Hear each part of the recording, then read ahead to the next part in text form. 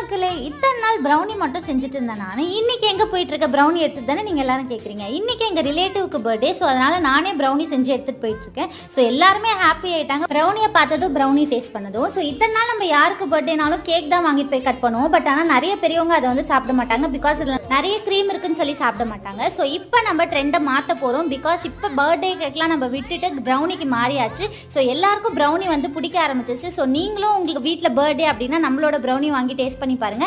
இப்போ எங்க family மெம்பர்ஸோட review எல்லாம் பார்க்கலாம். ஸோ கடைசியில் அவங்க என்ன சொல்றாங்கன்றது உங்களுக்கு புரிஞ்சிருந்துச்சா மறக்காம கமெண்ட் பண்ணுங்க.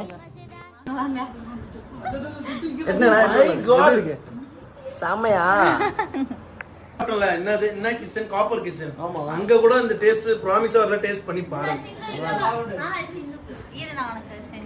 நிஜமா செம்ம டேஸ்ட். அது ஆல்சி அப்பமே நார்மலா வந்துரும் டேஸ்ட்.